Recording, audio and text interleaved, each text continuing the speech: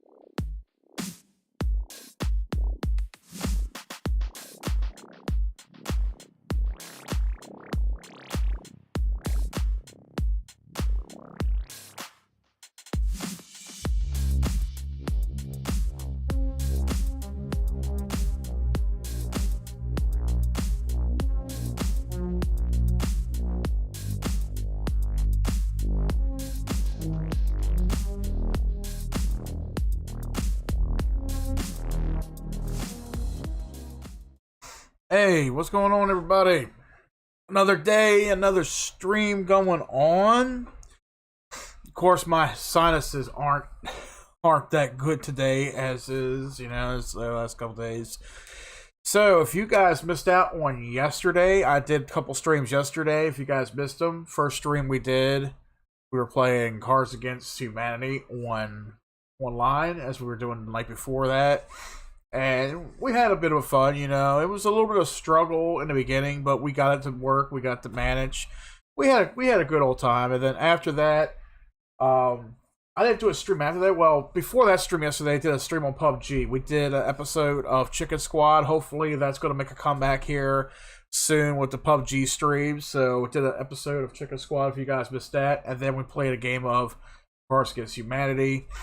And then over on our buddy's channel, Loki Hardcore, and his other buddy, who we call Lone Guardian or Reaper, they were streaming, and we were playing Demonologist. So, guys, if you want to check that out, I'll put the link down below in the description section after the stream today. And we're going to go live again tonight. Probably going to play Demonologist, or I think we're going to play Lethal Company, I believe. So, stay tuned for that. We'll have a stream going on different platforms if you guys want to watch. So let's go ahead and get to, old school on today, guys. Perfect Dark. You guys gonna love this one. I think I got a cat somewhere that's having a seizure. I don't fucking know anymore. Alright, just wanna make sure everything's good. By the way, Tom, if you're watching, man, again, thanks for the desk. I didn't get it set up yet. There's a few things I'm going to probably end up having to do with my wiring issue, my wiring situation and all. But I do got your desk sitting in storage right now. Thank you very much. I'm not going to get rid of it or anything. It's a nice desk. Tom gave me his old desk. He put a nice new computer desk together. I was over at his house today. I picked up the old one. He had it cleaned up and everything, fixed up. So I definitely do have the desk sitting in the back, so I can figure out what I want to do with it. It's definitely going to get set up. I'm definitely going to keep it. I'm definitely going to use it. So thanks a lot, man, for that. It's going to be put to good use. And it's going fucking nuts. All right, so we're playing Perfect Dark. Now, yes, this did come out on the N64 back in 2000, but I'm playing the Xbox 360 version through Rare Replay. Man, did I even beat the game? I don't think I beat the game. Nah, I got as far as, what, mission 9 look like? Yeah. Fuck it, let's, go ahead and play through this shit here. We'll do Agent, fuck it. No, you know what, let's do, Legal Security. I want to do a little bit easy, though. Yeah, let's do a little bit easier. Yeah, let's do a little bit easier. Let's do an Agent. This was a shit back in the day on 64. Because it ran off the GoldenEye engine. There were several games that ran off the GoldenEye engine like this. time splitters and a couple others. Like the GoldenEye engine was like the thing to go to. How did he not see that? Holy. Yes, holy. I haven't touched fucking Perfect Dark in years. Almost forgot how to play the damn game. Oh yeah. Freeze!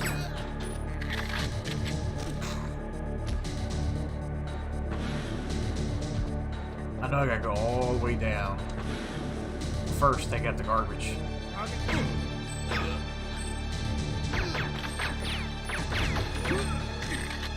Motherfucker! She got me! Come here. God damn, cat. What the fuck's your problem?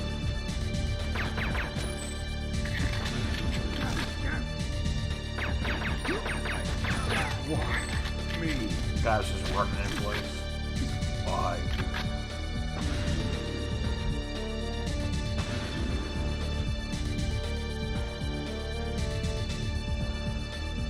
Of course, the cat knocked his toy under the fucking TV stand. And he's gonna try to do everything in his power to fucking get it too. So if you guys hear clicking and clacking in the background, it's a damn cat. Cat!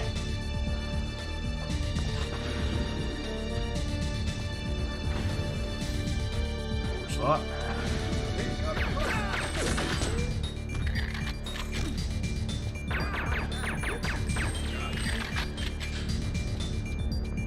I've got it.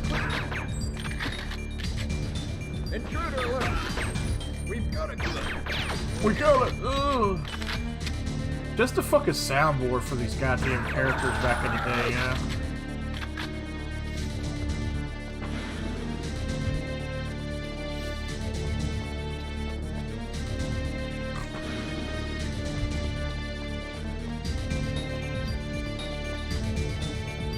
I don't think I can go any further downstairs, can I? Nah, I gotta take the elevator in.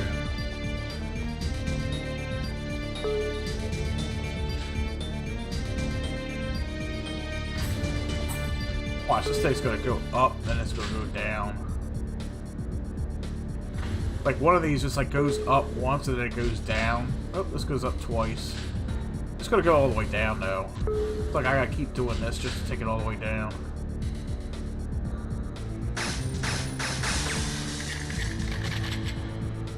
Yeah, you can shoot the glass out, but you can't jump out the son of a bitch.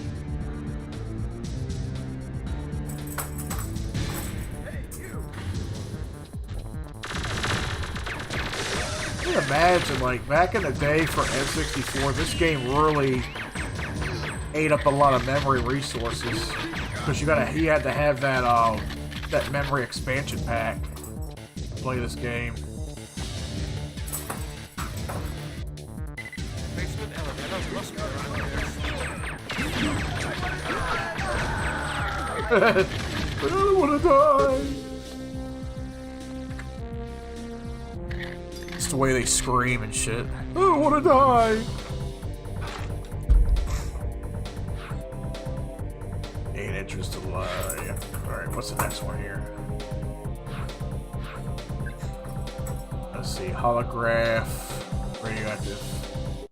See, I haven't played this game in so long, like, I forgot, like, how to do half the shit. I think one of it has to do, I gotta think, with this one I gotta follow a robot. Holy.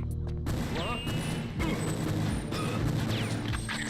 Why me?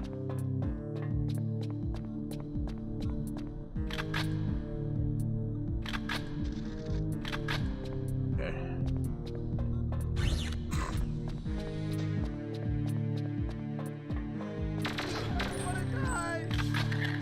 Yeah, even though he's already dead, he's just like, I don't want to die. I'm retarded as hell. My name's Edward Hubbard. Shit. What's up, Pyro? I don't know why the comments are not showing up on fucking someone here. OBS.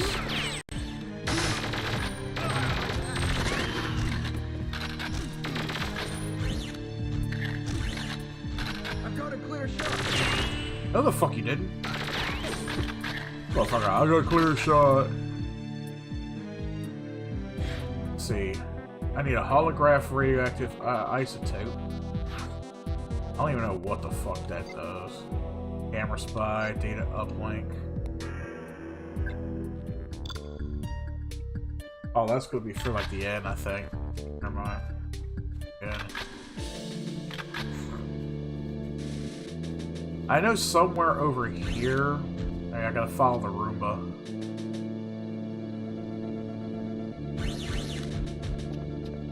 Yeah, the Roomba, I gotta go down here. I know this is for like one part of the mission.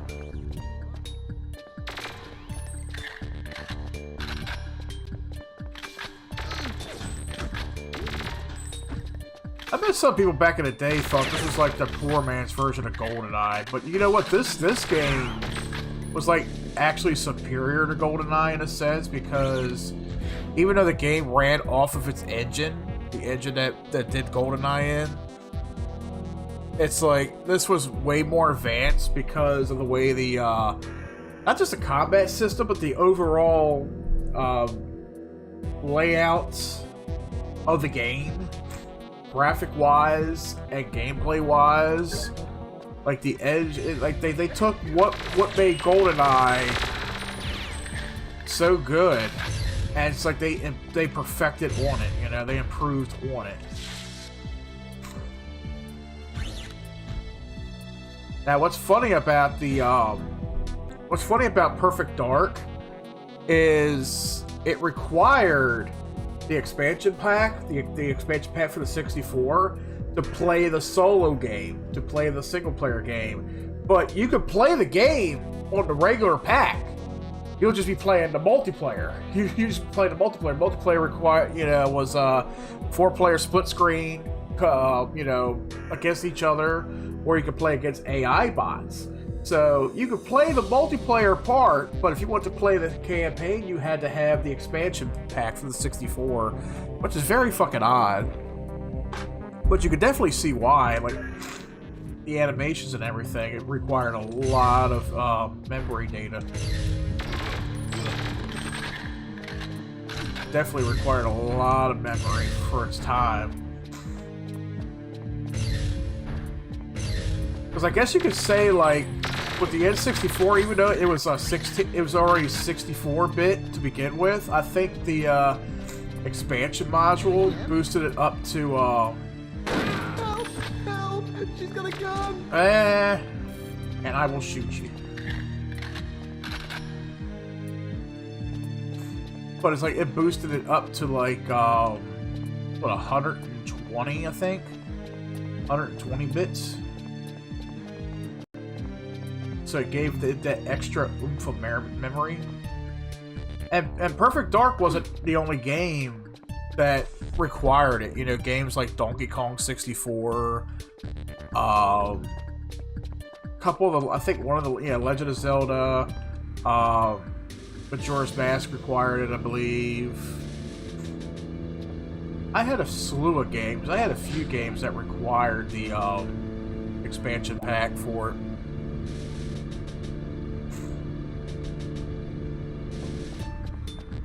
That was fucked up because, when this game came out, and I wanted to play it so bad that I had to go out and buy the expansion module, the expansion pack for the 64, just to play the fucking campaign.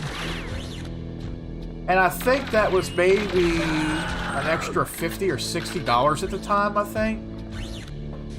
Because at the time, it had just turned to GameStop. It had just converted over to GameStop, because up where I live at, GameStop, what's GameStop now, it used to be Funko Land back in the 90s. That was the shit. And I remember, it was actually Funko Land where I got it, because I ended up picking up a couple 64 games from Funko Land at the time, and then I had to go back and get the expansion module. And there was a game for 64 I had to get to unlock the Game Shark. I had the Game Shark for the 64, and I selected the wrong codes for the wrong game, and it locked not only the Game Shark, it locked that game out if I tried to play it through there. So I had to go buy another game to unlock the Game Shark with. I had to buy F-Zero X, I believe. F-Zero X I had to buy just to unlock the Game Shark. Alright. Oh, it's night vision I picked up. But that was something else, you know, like today, you don't have to worry about buying like all these expansions and upgrades and shit for your Xbox or PlayStation. Everything's there. If you needed anything, everything runs off of software updates. But back then, you actually had no choice. I gotta wait for the Roomba to come back. Back then, you had no choice. Like, if you wanted to do something particular, you had to buy something special to go along with the console. Like, okay, let's say you wanted to cheat in games. Let's say you didn't rely on not too many games had cheat codes that you could enter, but you had Game Sharks back then before they could put them on actual discs. So Game Shark was put on was hardware actually. So the way it started out, if you guys are too young to remember this, so 64 had this little black cartridge plugged into the slot, and in order to use it, you had to put the game that you wanted to use cheats on top of that cart, turn the console on, and it'll start up through the Game Shark. And you pick the cheats that you want. Now, you didn't have to pick the cheats if you didn't want to. You could just left it in there. But you could select the game, select what cheats you wanted to, you know, enable, and then click Start Game, and it'll go into the game. Same thing with the PlayStation 1. If you had the very early model of the PS1, and it comes with this parallel port on the back of the console itself, where the adapters plug in, you'll see this little flap. You open up that little door, and you got this parallel port in there. You could plug in different peripherals for it. One of the peripherals was a Game Shark at the time. It was this little black box that plugged in on the back, and it also acted as memory card slot 1, so you can save, I forgot how many, it was like double the slots for the memory card, I think, on it, or you could store stuff on it as well. Just like when Dreamcast came out.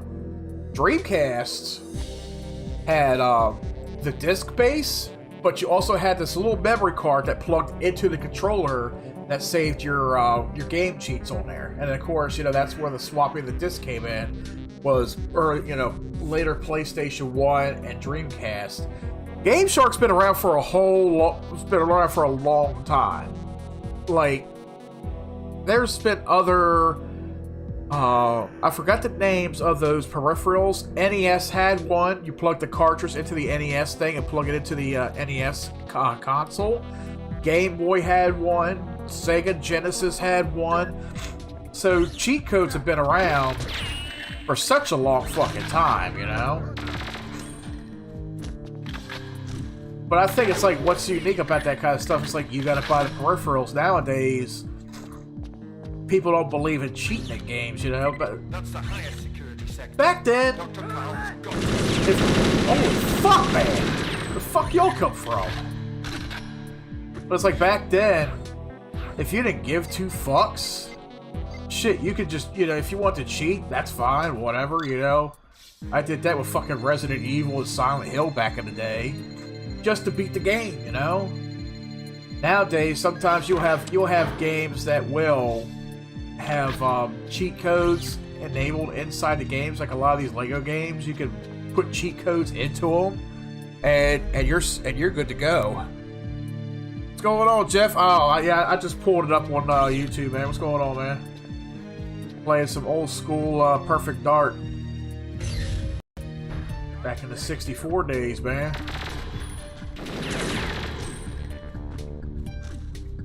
Later on, Tom and I, we're going to be joining up with a couple buddies of ours playing some Lethal Company. Gonna do some shit. Oh, fuck. Woo! I gotta find this hologram I'm looking for.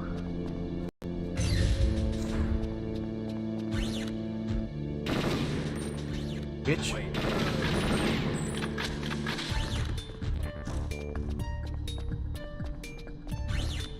Is this it?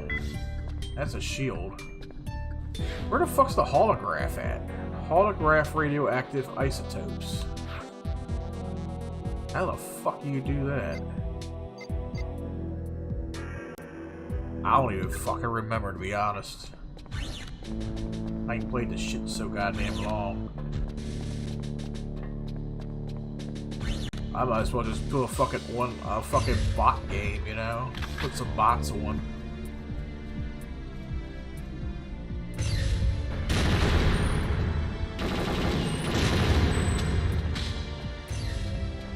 Let's see, I think there's some up here, but nah.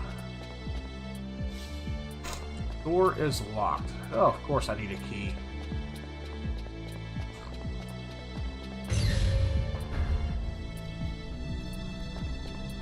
Now you see, in today's gaming age, you would go to YouTube and YouTube a fucking game guide for this game. Back then, you would have no YouTube, kiddies.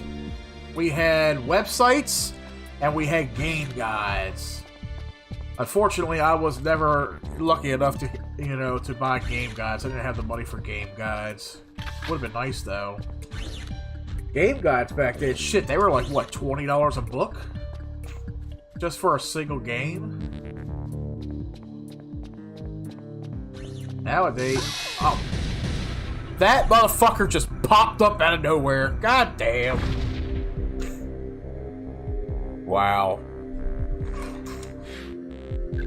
Nah, I'm gonna play the fucking bot game. Fucking combat simulator, that's what it is. Fucking combat simulator.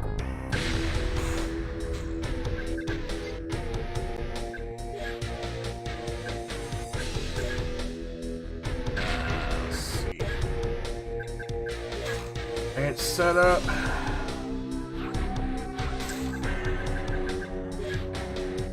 Combat, yeah, why not? Combat free for all. No auto aim. Too fast. Fucking radar, yes, turn that off. Okay, I think there's some GoldenEye. Yep, there's some GoldenEye, GoldenEye stages right there. Simulants. I think you could put more than just do normal sims. Fuck it.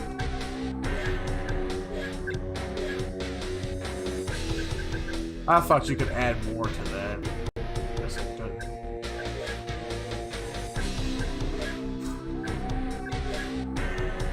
Alright, let's see what we got here. Blasting automatics. There we go. I think this sets to like GoldenEye standards. I think it's like GoldenEye based.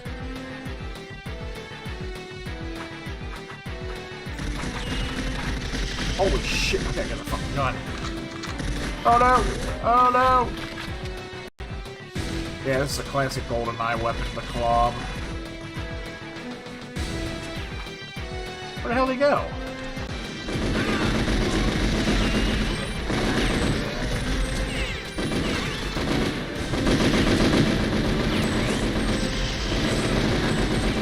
I should have never given you motherfucker shields. No, I shouldn't have. Should have taken their shields away. Actually, you know what? I think I'll do that. Hold on. Yeah, whatever.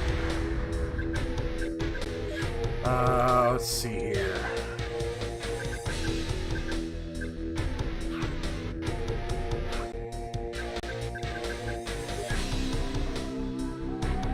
That's for me, though. Shit.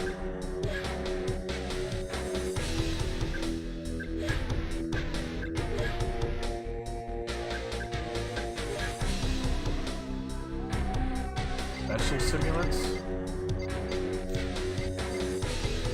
Those are new.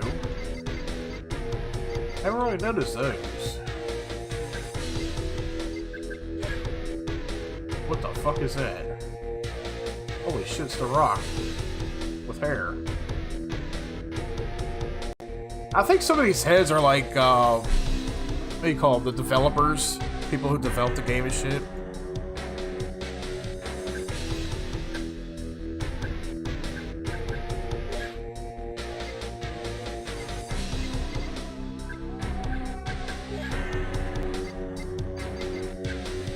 I think there is a... Yeah, here we go. One hit kills. There we go.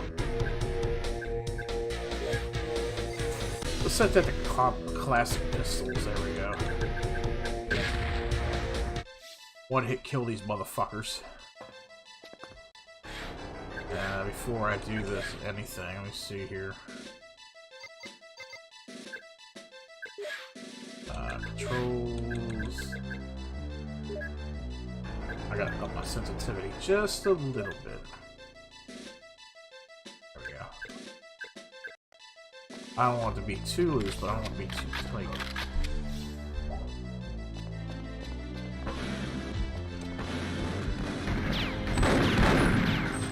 Oh, you gotta take your shield out first. Okay.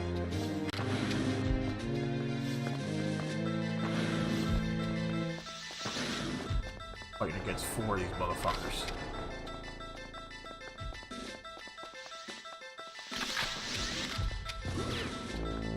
Somebody died down here.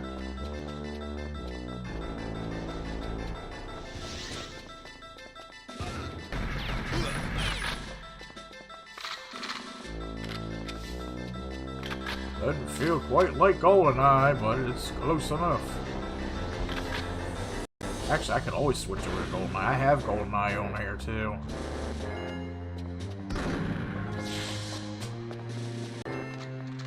Motherfucker! Oh god. It got me. Shit. Dun dun dun! Oh yeah. That would be something if everybody, like me, you, Loki, and Guardian had like a copy of this shit and we just streamed it, playing fucking GoldenEye or Perfect Dark. Ah, goddamn. Actually, you know what? If Loki or Guardian were to get the GoldenEye, what is it? The GoldenEye, it's a patch on Steam for GoldenEye. It's for Counter-Strike. It's a GoldenEye. I forgot what the fuck it's called. I have it, where it's straight up multiplayer or with bots. You have Rare Replay? Yeah, I have. That's what I'm playing off of right now. It's Rare Replay. Let me look that up real quick. I'm gonna load up Steam real quick here. But I have something that you guys ought to get. I believe it should be free. I believe it's free. I had it for a few years now. I think I've done a stream on it a couple times. It's I think it's called GoldenEye Source, I believe. Don't hold me to that, as I'm fucking dying.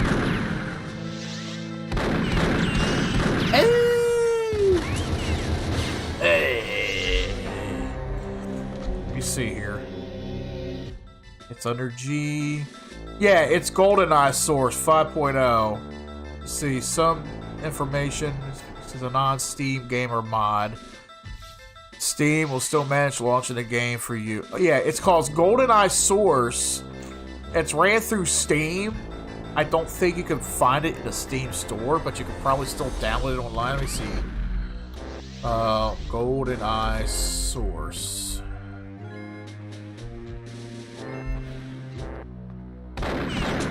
Yeah, you gotta download it externally. So, how the fuck did... I'm in a vent! But yeah, it's called GoldenEye Source. It runs through Steam. What the fuck? How many points did I set for this shit? But yeah, it runs using the Counter-Strike Half-Life source, or the coding for it, that turns it into GoldenEye, and you can play the multiplayer of GoldenEye. You got like the remake of all the maps, you got the classic maps, you got the weapon setups, you got all the characters from GoldenEye and shit. I think that's something us four should get together and play. Like, I believe you could play with multiple people. I think it's up to 16 or more, but you could have a lot of people in there.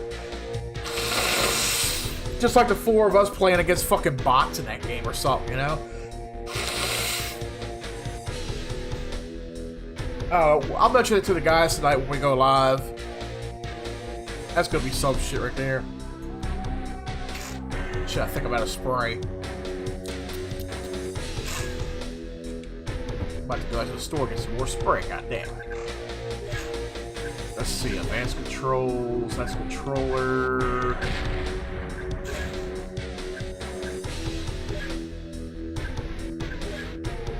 That's for that.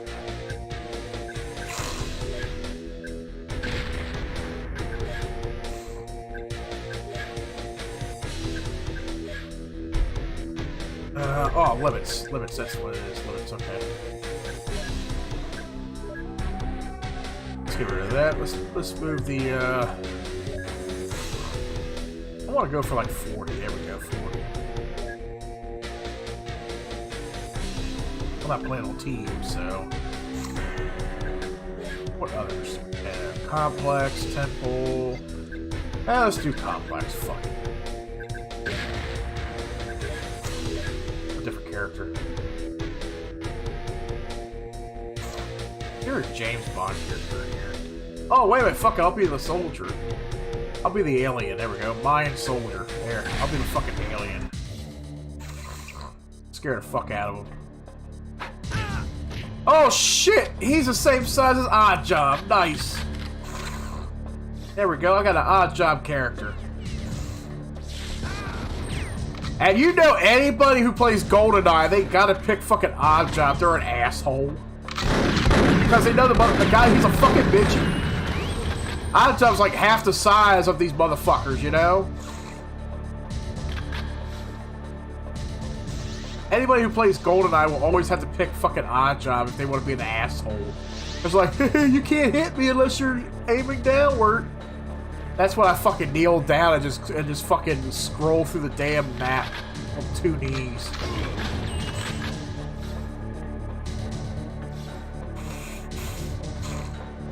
What's fucked up about GoldenEye on Xbox is it's straight up split screen. It keeps that nostalgia, but on the Switch you can play it online with other people. I'm like, well, what the fuck? I want to play GoldenEye online with people on Xbox.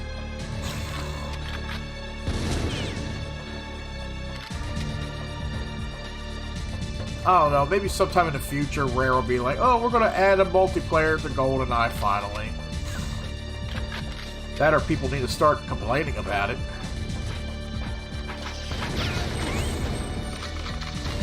Yeah, I heard you all coming, I had to fucking shoost you. I had to shoost you. Shit.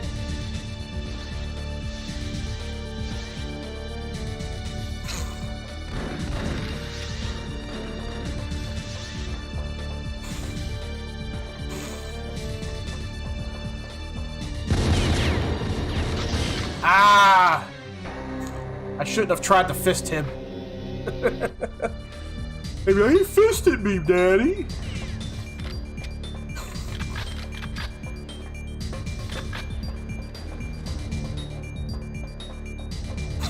I tell you what, you never want to play fucking GoldenEye with me or my brother. Because let me tell you something, I'll set the goddamn game to proximity mines and shit. I'll start stacking proximity mines at fucking doors that people are stuck in fucking rooms at. Like, somebody could be in a room and I'll stick them in there. Like, they'll be stuck. Like, I'll put proximity mines on the fucking door. Like, yeah, try coming out now. Your best bet would be to at least try to, if you had any of those mines spawn in there with you, to like throw a random mine just to see if it'll set something off. I've always hated that fucking gun. I've always hated that fucking Magnum.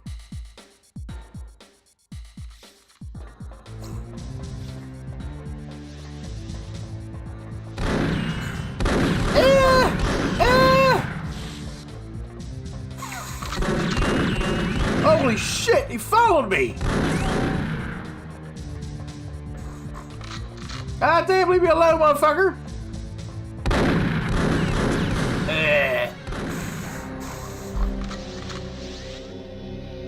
Or at least the AI is not dumb.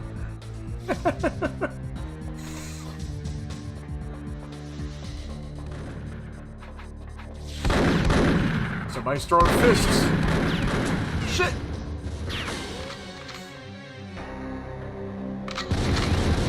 Things ain't going so good. Oh, man. I'm falling behind here. Gotta catch up.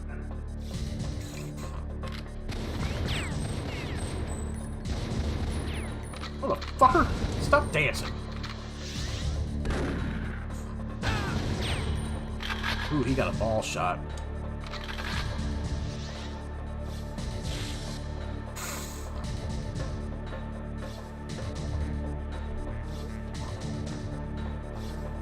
This is where the door was like somewhere else to go down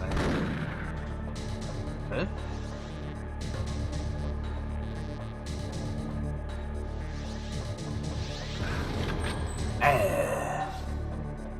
Some of those little alcoves, like that one I was just in, and GoldenEye, they're usually like hidden spaces you can hide in. They're covered up by like walls. Like this right here would have been a vent, so anybody could secretly hide in here in GoldenEye, and you wouldn't even know. And all they gotta do is just like fire a couple rounds, and you're like, oh, he's in the vent.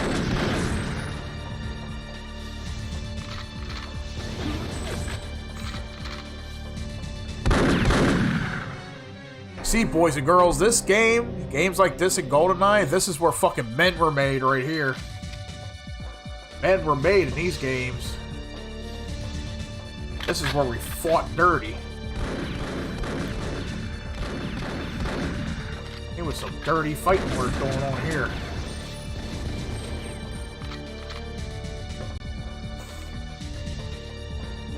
Where the fuck did you go?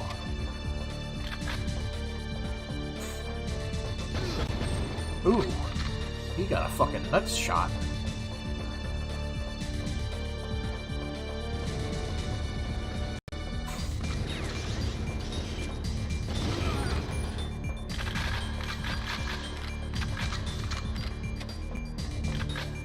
Oh, fuck that Magnum.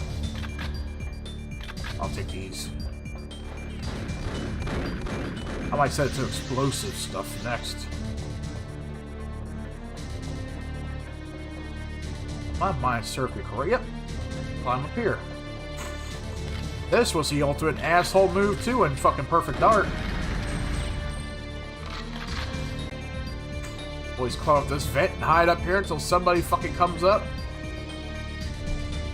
This was always the place to go right here.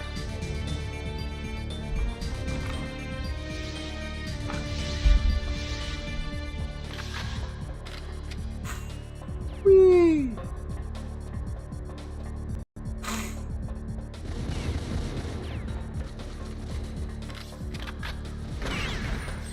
I did not expect to hit him from here.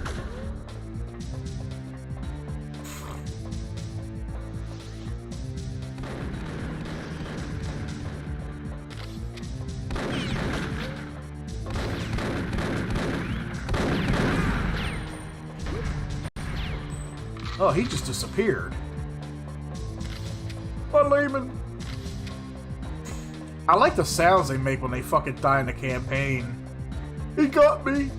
Oh. You motherfucker. That's right. Oh, shit.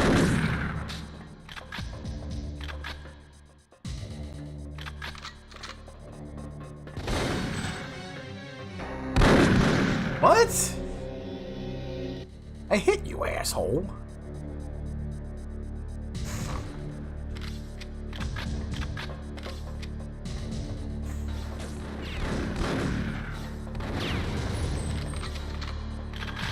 Oh, yeah.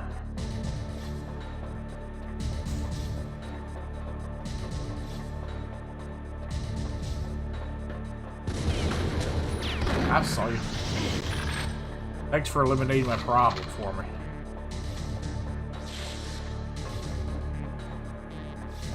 I used to navigate this like a fucking gazelle.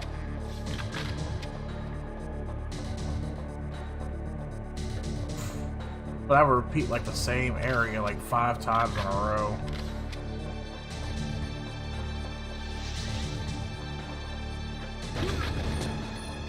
I didn't even hit him. Fire a random bullet and he just dies.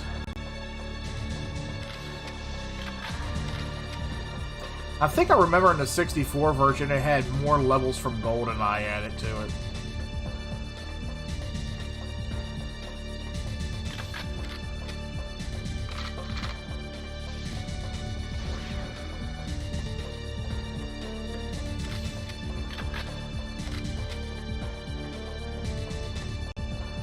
You know what? One day I would love to see somebody play this and GoldenEye back to back, and they'd be like, why weren't they taking to court over this? I feel like this should be a lawsuit because they're using their levels and stuff. It's like, well, the company that developed the fucking game, they developed both of them. So, yeah, they have the right to take the sources from one game and put it in another.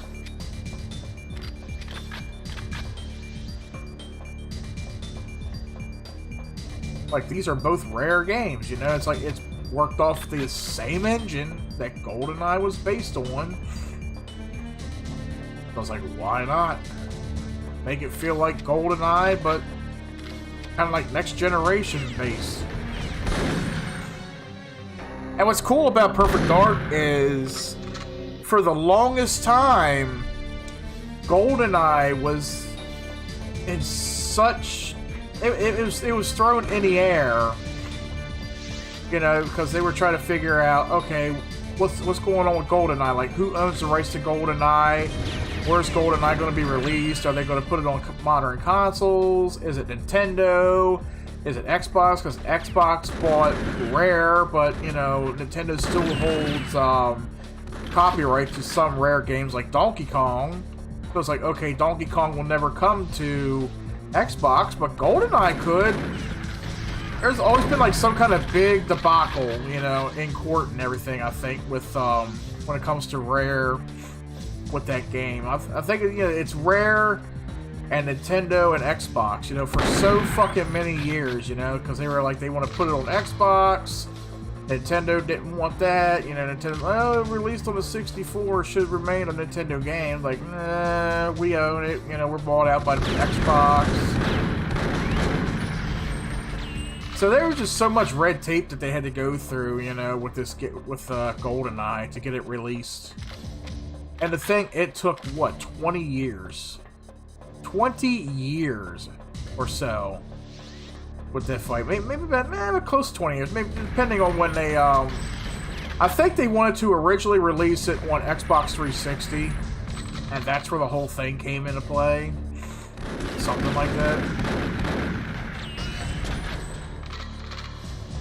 But it took Rare so long to get GoldenEye out there, and it's like, okay, we're going to release it on Nintendo and on Xbox.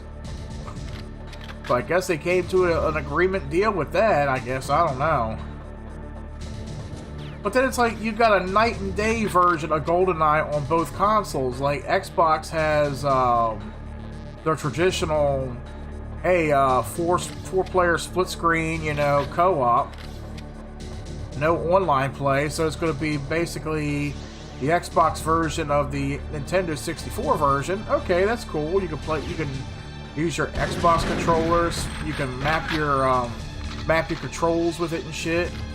But on the Switch didn't get an actual release of the game. It just got ported to the N64 emulator app on there. So I was like, okay, Xbox actually gets the actual game kind of remastered and released on Xbox, but it's under Rare Replay, but it's a game that you can download for free as long as you got the Rare Replay, which is cool.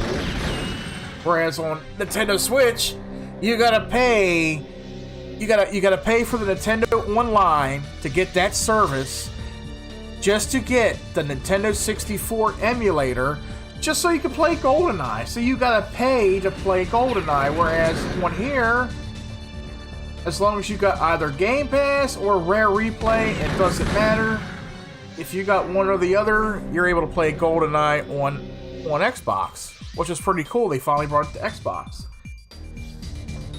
And that's like when GoldenEye came out, what was it, last year or the year before when it came out? And people with PS5, they were asking me, hey, can I play GoldenEye on PlayStation? I'm like, no, sadly, it's not releasing on PlayStation at all. Why not? It released on Xbox. Well, here's the thing. Xbox owns Rare, the developer Rare. Rare develops GoldenEye. Yes, they developed it back on Nintendo 64, but, you know, there was a lot of red tape they had to go through the last few years, you know, to get the property of the game from Nintendo, and they were able to do it. You know, they found a means, you know, they found a way to do it anyway. You'll never see a Rare game on PlayStation. You know, games like Sea of Thieves, you see it on PC, and you'll see it on Xbox, but you will not see it on PlayStation. And that pisses a lot of people off, you know? Because there's like so many games from Rare, from the developer Rare, you know, that people want to see on PlayStation, but it's like you can't. First time, hey, Parker. Oh, that's right. I seen you over there with the VCR Spooky. What's going on, man? First time chatter in there. There we go. What's going on, buddy? Yeah, I figure I'll watch, what, 2 hours of VCR Spooky. Come over here and stream Perfect Dark. Give a little back history into it. Yeah, I love that channel, VCR Spooky. I love how the guy that runs the channel, you know, he goes back and forth with Are You Afraid of the Dark and Goosebumps. That is very nice. I like that, you know, the old school stuff. Shit, I was I want to say I was 7 or 8 years old when Are You Afraid of the Dark first premiered on Nickelodeon. Saturday night Nickelodeon, Snick. I remember the old school Snick lineup. We had Clarissa Explains It All. It was Clarissa. Oh shit. Yeah, Clarissa, Roundhouse. Roundhouse was sketch comedy. It was this, yeah, because that was pre all that. Yeah, Roundhouse was pre all that. All that was sketch comedy, but that was more of like Saturday Night Live sketch comedy. Roundhouse, everything was like one big stage. It was set on one big stage, and all the kids, all the teenagers, they come out and they would move stuff around to set up the next bit. So it was like improv sketch. Everything was improvised. It was all sketch. It was a half-hour show. So that was pretty good. So you had Clarissa, you had Roundhouse, you had Ren and Stimpy, and then you had Are You Afraid of the Dark, which came on at 9:30. And did I just end the game? Okay. Yeah, let's go back to the fucking campaign. Fuck it. See if I can beat wherever the hell I'm at. Mr. Blonde's Adventure. Oh, I did beat the game. Okay. That's right, that's the last mission. And what the hell's this? Locate and escort Cassandra to the helipad. Okay. But yeah, I remember all that stuff. You know, just like with Goosebumps, you know. I remember when Goosebumps came on back in the 90s. It was Fox Kids in the afternoon. And I would come home every day from elementary school. I was probably in 4th or 5th grade. No, I think it was 3rd or 4th grade I came in. It's when they started airing Goosebumps on Fox. You know, I come home every afternoon. There'd be an episode of Goosebumps every week. Power Rangers, Life with Louie, all those good shows. Beetleborgs, BR Troopers. You know, the Adventures of Batman, or Batman the Animated Series, Spider-Man, X-Men. All those good shows that used to come on. Yeah, TV in the 90s was so fucking amazing. You know what, Tom? Friday's episode of URC, we'll take a look at cartoons and TV shows back in the 80s and the 90s that we grew up with. We'll do that. There's a topic for Friday's episode of URC. There we go.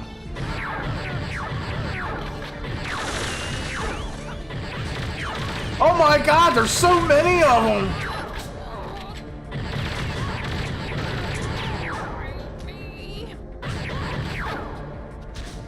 Oh my god. Holy shit!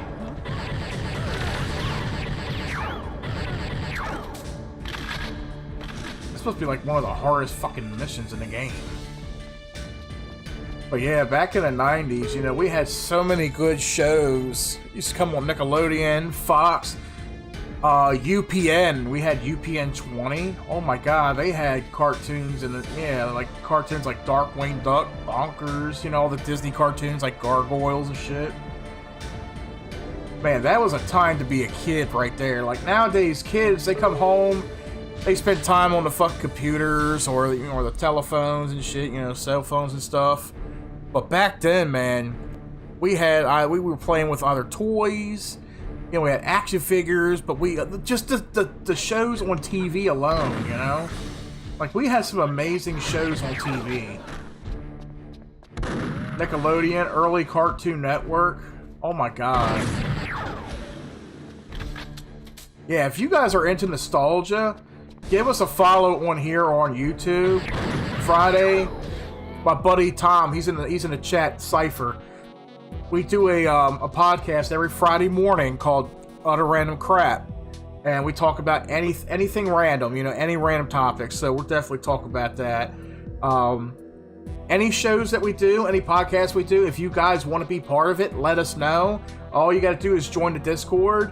So if you are on Discord, guys, link for it is down below. Just click the link, join our Discord server today, join up with us, you know, for updates and whatever else. Shit. Hey, you come here. We don't only look at you guys as fans of the channels. We look at you as like friends. You know, we're always making new friends, meeting new people. It's always cool and exciting. So if you guys want to meet up and talk with some cool people and whatever, you are always free to join. Link is down below for Discord. You know, you guys can always feel free to join in. Even got sections for you guys. You want to talk about games, you want to talk about anime, anything of that nature, whatever you guys want to do. You guys feel free to open up your inner nerdiness, as I would say, your inner nerdiness, you know. Ooh, what do we got here? Taro-san. Hold on, let me pull up the browser and read that. First time chat over there. Also, Taro-sano Genis or Jeans. I hope I'm not pronouncing that right. How you doing? Welcome to the stream, buddy. It's always good meeting new people. I tell you, it's always good meeting new people. Like I said, if you guys want to join the Discord, like I said, scroll down below. Link for Discord is down below. Just click it. It's a fresh link and join on in. You're doing good. That's good to hear, man. Always good to meet new people wherever you go, online, on streaming services, you know, on Twitch, YouTube, whatever.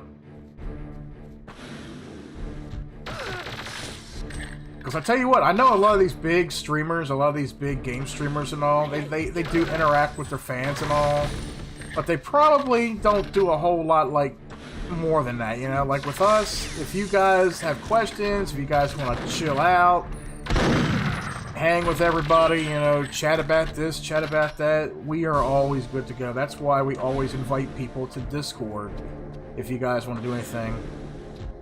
A guy playing Perfect Dark was going to raid you, but he couldn't do raid for some reason.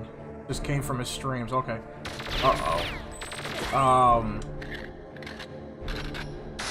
And I am stuck.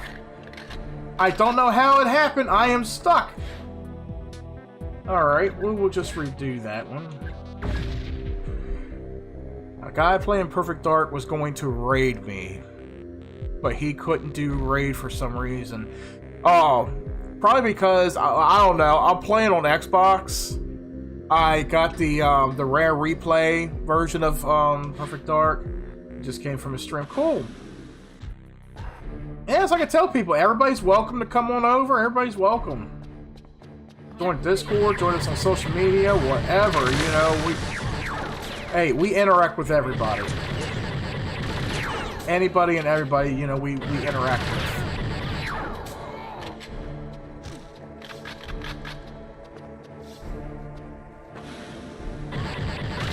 Always good to meet new people, man. I tell you. Especially with these old school games like this is where it's at, you know, old school and stuff.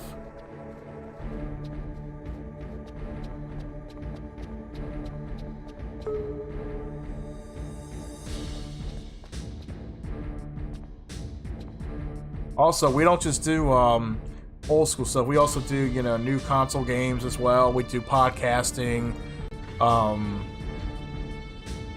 Try to film some videos here sometime in the next couple days. Put some video content out there on the YouTube channel, stuff like that. So we're just a little bit of this and that, you know. Plus, I look at Arrow Entertainment. You see Arrow with a name on Twitch, but it's Arrow Entertainment on YouTube. Right now, it's a partnered umbrella term, you know, because I got some friends of mine who, you know, I was like, you know, let's all game together, you know, let's bring stuff together. You know, we're all friends. We all do the same thing. We stream.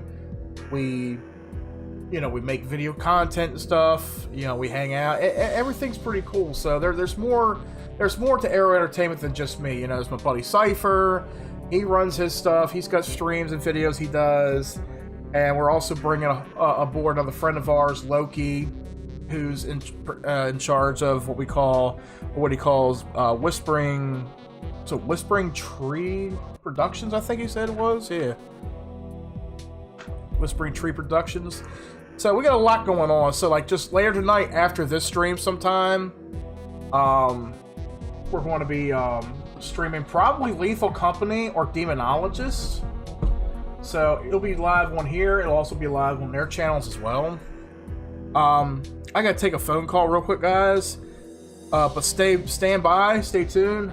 Oh, we got Noswald, 1990. Nice seeing others playing Perfect Dark. Yeah, always good to have some old schoolers, guys, in the chat. Speaking of old school, guys, give me a couple minutes. I will be right back to play more of this. I'm gonna give you a little bit more old school, and here we go. Comes between my tummy and the honey sweet crunch of Golden Crisp. Borrow your chopsticks. Each part of a complete breakfast.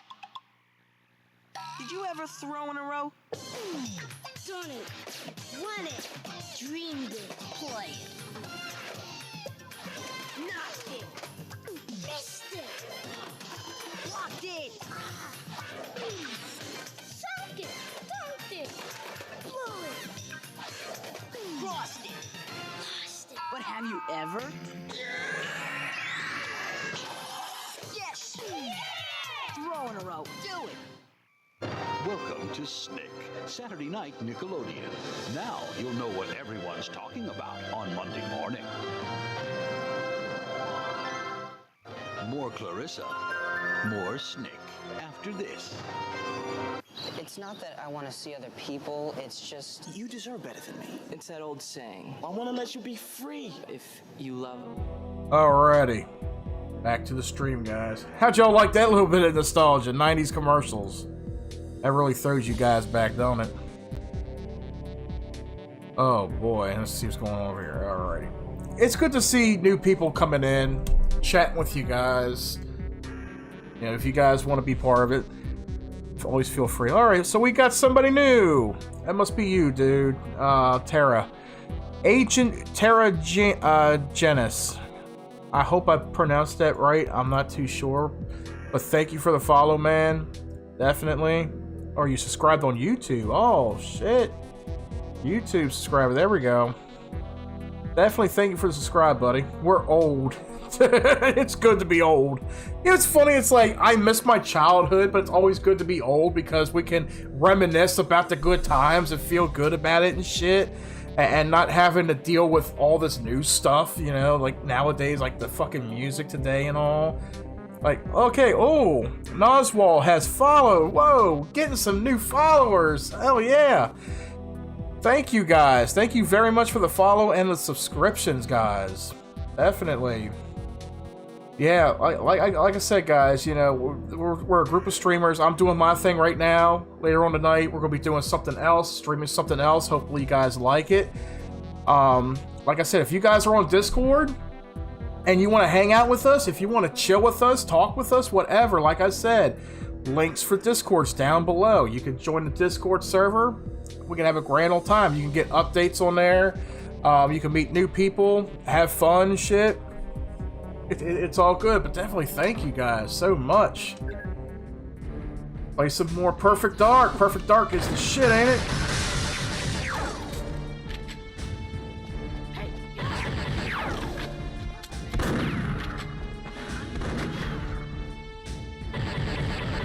What we got here? Yes, I love being a 90s kid. So many good games I got to play during my childhood. Oh, dude. I feel like... And every generation has their favorite decade or era that they grew up in. Like for, you know, CYPHER and I believe you as well, Noswald. The 90s was like the definitive generation to be part of. You know, the music, the movies, the video games, the TV shows, everything, man. Everything was just so... It was just so good. It was like the last of the best generations. I see you on the 360 version. I like that version, but the boom lightning, a little bit too much. Oh yeah. I have the 64 version. I got an emulator of it, but I figured I was on Xbox and I wanted to stream something on Xbox, so I was like, why not? Holy shit! What the hell's going on? I don't remember that. I don't. What the fuck just happened? I don't remember that ever happening. Was there like some kind of big heat ray gun? Probably the N-bomb. Oh, okay. Oh wait, is this timed? Let's see. Locate and escort Cassandra to the heli. Oh, I probably... Let's see. Bomb spy, cloaking... I probably didn't find her. I got red zoned. Red zone! Red zone! Man, if only I could bring Dark back for something like that. Another red zone video. Return of the red zone. I mean, the way PUBG was running last night, I would have thought, shit, I would have probably got shelved or something.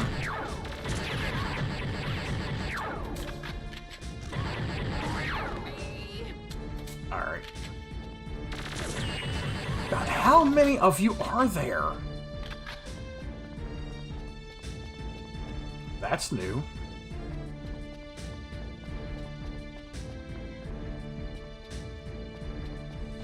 But yeah, I got the rare replay going on.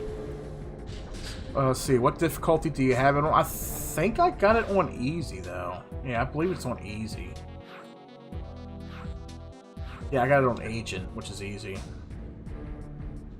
See, I haven't played this in so long. I don't even remember the last. Hold on, I'll tell you here. Let me see. What's the last? Oh shit. That's right. I gotta do that. Okay, what was the last achievement I opened on here? Back in 2020. That's the last time I played it. 2015, 2011. Holy shit. 2011 is when I got the game. That's right. Yes, it's easy. I only see one mission to do. Yeah. It's been a long time since I've beaten it on Secret Agent, which is the hardest one.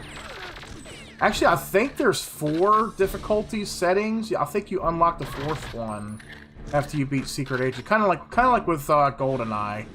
You unlock 007 mode after you beat it on whatever the 3rd difficulty was. This bitch like, oh. I get enough of that from the cat I watch. Oh. Oh. Oh shit, Tom. Got another soundboard clip. I got another thing to do with soundboard. Oh, wait a minute. I think somebody already did that, though. I think I came across that. Where the cat's like, huh? Huh? I'm coming up! Oh, I didn't do it that time. Nope. So wait a minute, why did I get red zone last game? What the hell happened?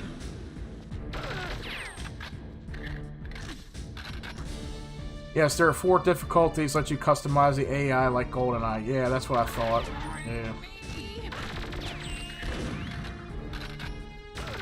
Yeah, it's like I was saying earlier. I don't know how long you've been in the chat for.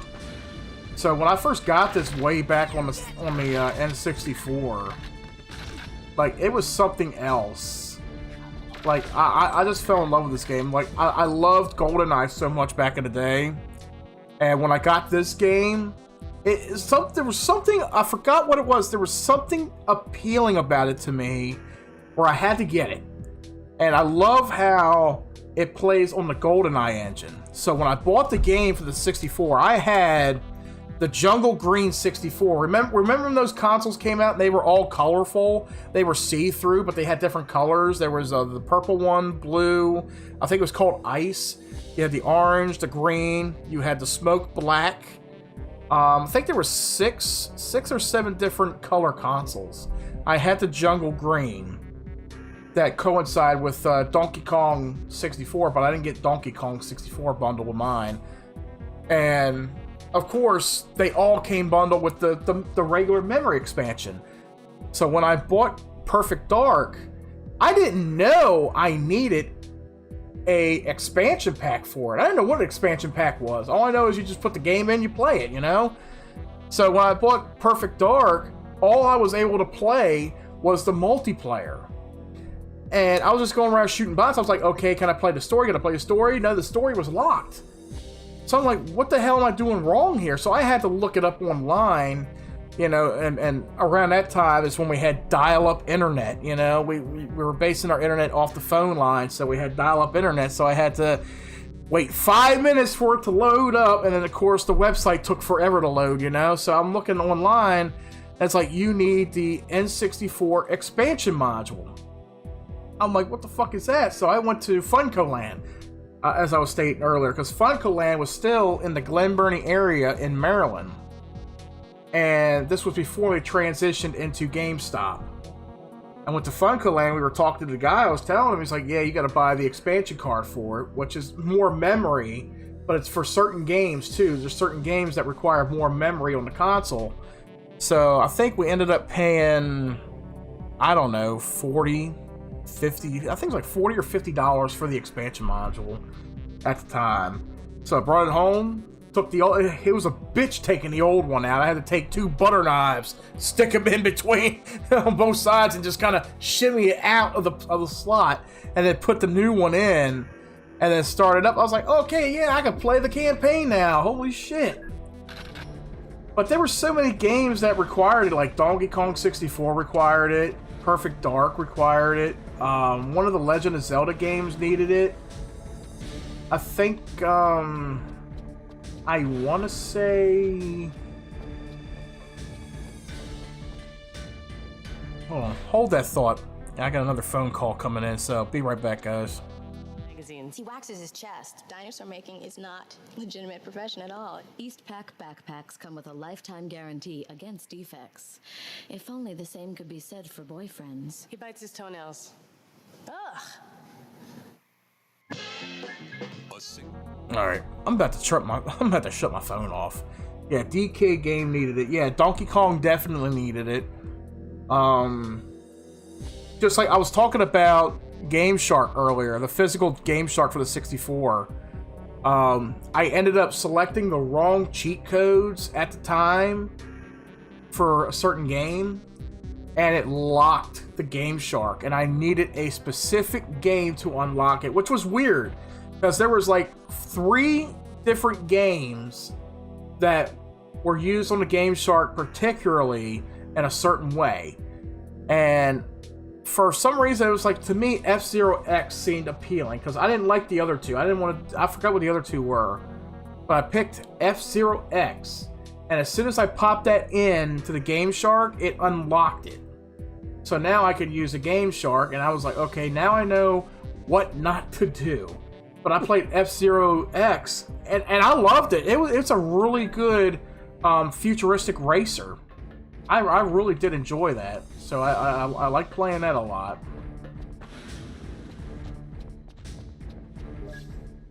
How is that locked? Okay. Alright, somehow I gotta get above me.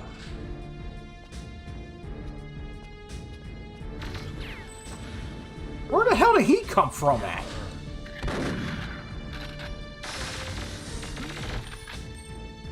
Wait a minute, I think he had a key. Oh well. I gotta find Joanna wherever the hell she's at. Is it? Oh, Cassandra, never mind. Oh, I'm sorry. Oh, there went that mission. I forgot I had to go in there unarmed. Shit.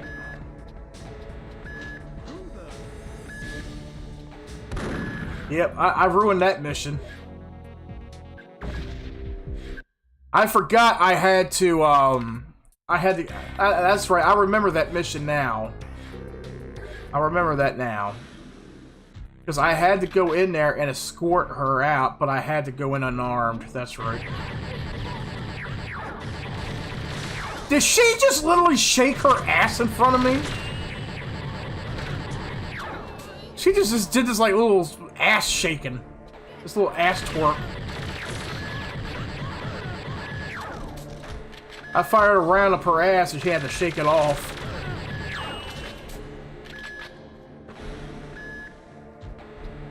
But I tell you, like back in the day, Nintendo, they were very innovative with a lot of their stuff. You know, their consoles and shit. Like, right now, like from a business standpoint, they are assholes. They're assholes from a business standpoint. But they were very innovative for their time with a lot of the consoles. Like they've made some duds. They've had some goods. They had some bads, but they definitely they did the job when it comes to innovation. Like right now, yeah, they're against piracy and they don't want people pirating their games online and playing emulators and shit. But you know what? I guess in a way, it's preserving the memories that people have with certain games like that. Like, if I was playing GoldenEye today, like, okay. So, GoldenEye finally comes out on Xbox and Nintendo Switch, in a sense, okay?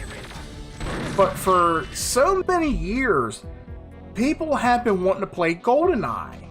The only way to play GoldenEye for so many years was to buy a Nintendo 64. And sometimes they were kind of scarce to come by, sometimes they were outrageous prices because collectors were buying them up and it was raising the prices. So, well, now you could buy an N64 at a pawn shop or a game store, anywhere of that nature. You pay just under $200 for it, which of course, you know, it's what you pay brand new for it back in the day. But, you know, other than that, you get what you get, and you hope the console works, too. But then there's the games. Like, the games, the prices have been driven so far up to the roof with the games. You know, a copy of GoldenEye, I shit you not, there's a pawn shop that's about 20 minutes from me. And they got a copy of GoldenEye. It's like $25 or $30 for a copy of GoldenEye. And as common as GoldenEye is, it's very common to get a game like that or Super Mario 64, but they still sell them for, you know, collector's price. I call them collector's prices. Some people see them as outrageous prices. They're like collector's items, you know. People are collecting the games, you know, for collections, you know. They're collectors of the shit. And do a lot of these people play them? Probably not. They probably don't even do it. Oh, there's Josh on YouTube. What's going on, man? I didn't even... For some reason, for some reason the chat is not popping up in Streamlabs for both YouTube and what you call it. I don't know why. But yeah, we'll figure that out sometime here soon in the future, maybe. But yeah, I just call them collector's prices. That's what I call them. Because at this point, you know, I almost want to say, like, are people actually collecting the games to play them, or just to have them and do YouTube videos and say, hey, I got this, I got that, you know? It's like, yeah, you're the reason the prices of the games are fucking going through the rooftop. God. That's why people started pirating games, you know, because they can't afford the prices. They can't afford buying the shit from someone, so they pirate the games. And, you know, it's something that Nintendo hates. They want you to pay to play their products, but when you got people that are, you know, charging outrageous prices, you know, for certain titles and shit, it's very outrageous, you know. That's why people, you know, they refer to, you know, they jump so fast to pirating a game just so they can play it.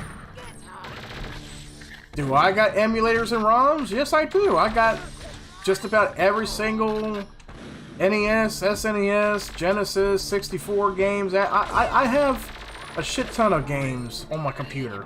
Why are you just running in place? I have a shit ton of games, you know, on my computer, you know, running through emulators and shit. Because I enjoy playing the games. I enjoy preserving the memories, you know? Like, I love playing those kind of games. That's what I do. So it's like, you know, I don't want to sit there and lose the nostalgia of something, you know? Shit. Money can't buy my nostalgia sometimes, I guess, you know? Like, I enjoy playing something, I want to be able to play it.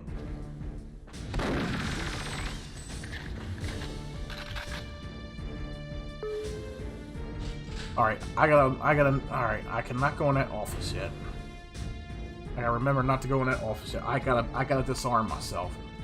Let me do this first, though. I'm gonna clear the fucking helipad out.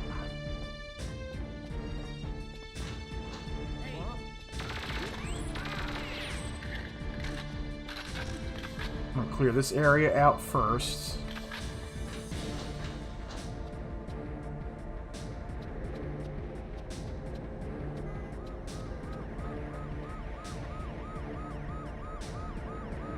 Alright, just want to make sure everything's cleared out up here.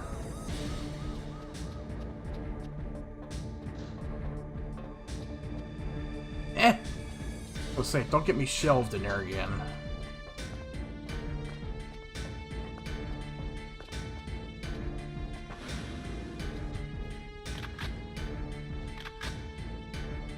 Ah, shit. Okay. I'm here for you, bitch!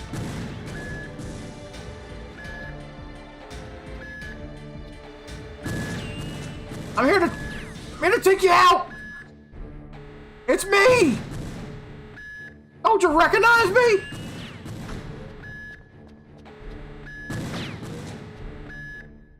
It's me!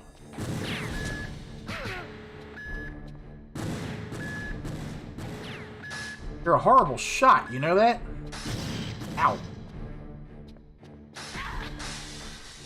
Fuck you then, bitch.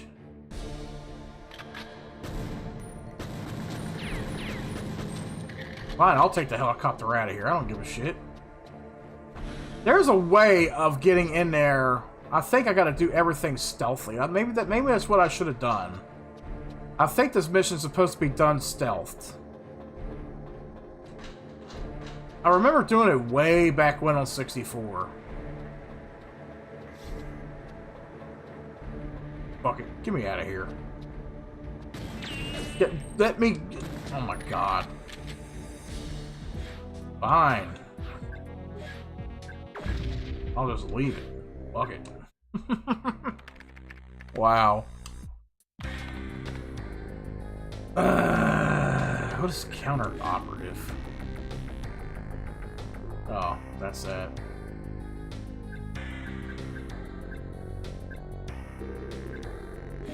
Oh, I guess we're going back to the combat simulator.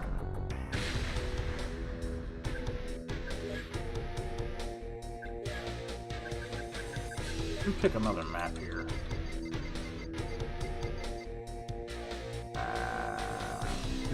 Just fuck it. I want to do. Oh yeah, let's do. Yeah, rocket launcher. That's what I want to do.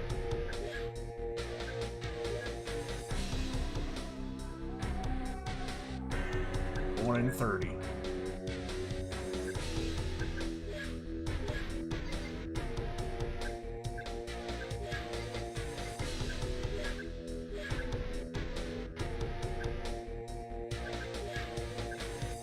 Player handicaps. 1-hit kills. No auto aim. If I'm going in with a rocket, shit, I don't need fucking auto aim. What the hell is... Oh, it's a Cyclone. Let's say, what the hell gun is this?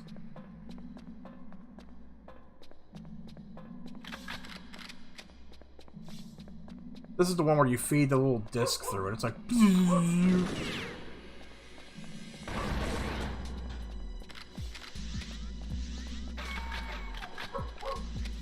These damn futuristic guns. Calm down! This is supposed to be a fortress. What the fuck's a fortress for? What's in the name of fortress?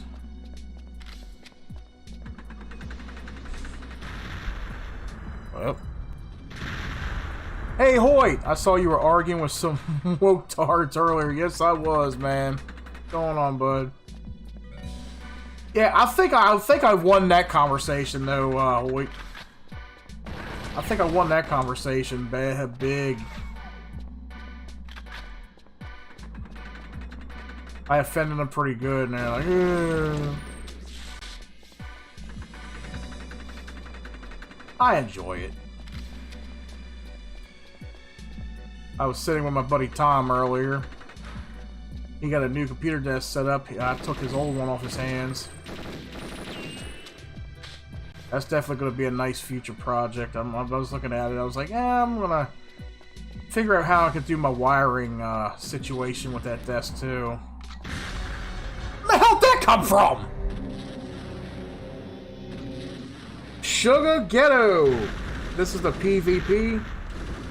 Yeah, I guess you could say the PvP or PVAI, whatever it is.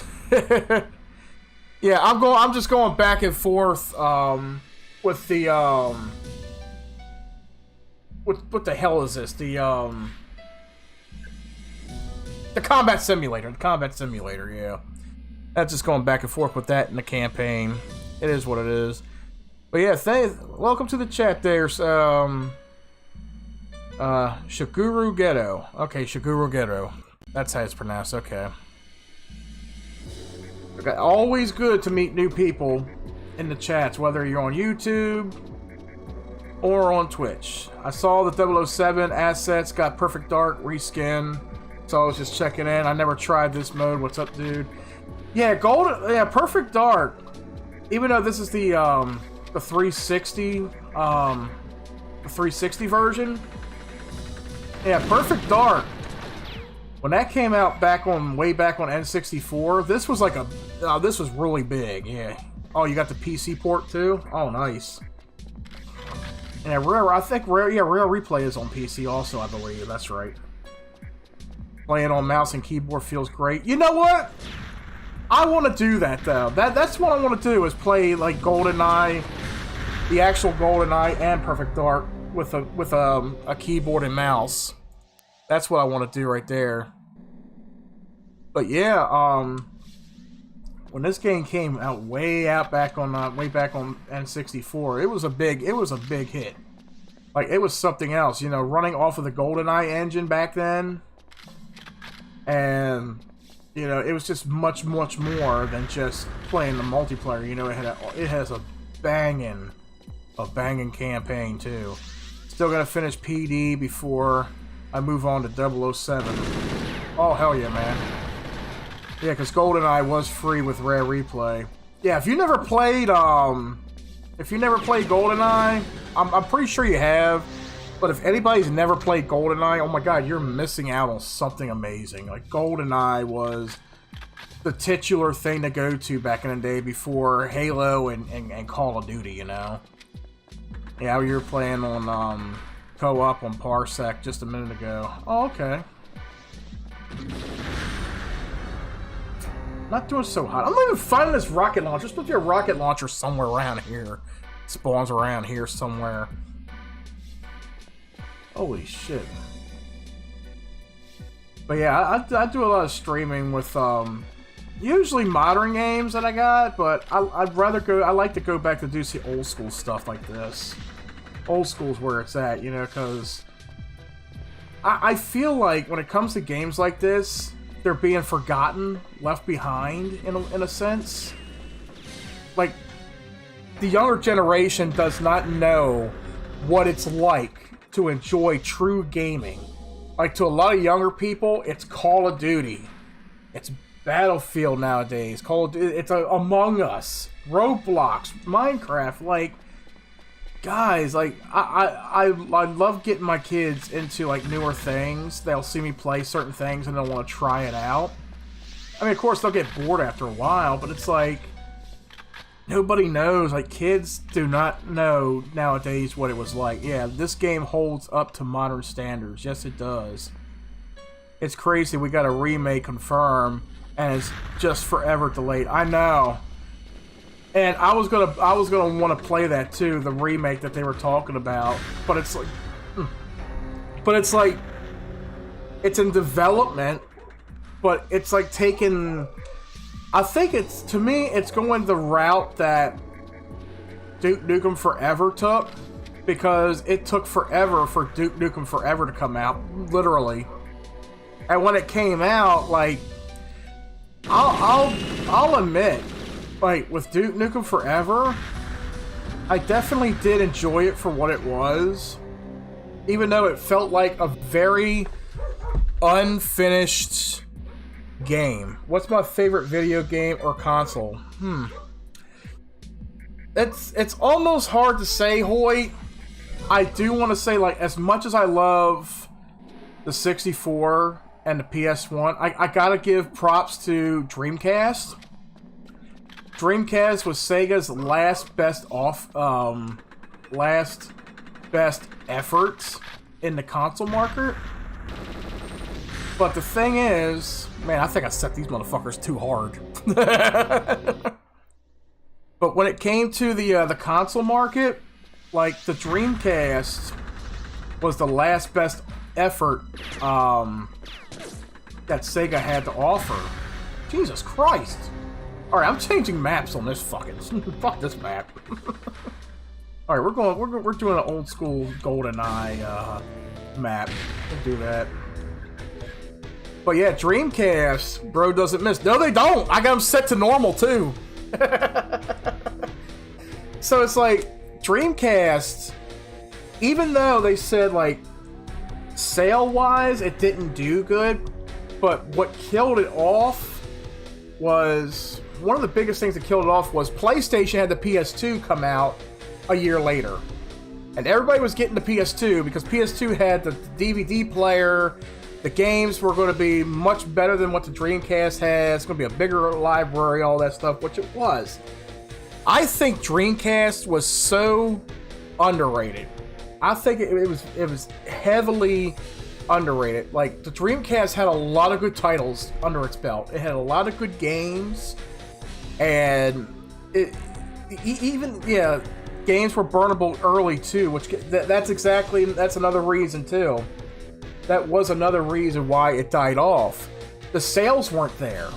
Because, let's say, okay, Ghetto, let's say you bought a copy of Sonic Adventure. Sonic Adventure at the time was, what, $50, $60 at the time, you know, when it released. And everybody, all your friends on the street had Dreamcast, but they couldn't afford games. So you're the big techie in the neighborhood. You know, your friends, you're like, I got you. You know, you got the computer with the CD burner and shit. All you got to do is copy the game onto another CD and then look at your buddy and say, here you go, play that. Here, play this. I know it's not coming in a jewel case, and it doesn't have the booklet and all that, but you can still play the game, and it's yours. And that's what people were doing. They were copying fucking games for their friends.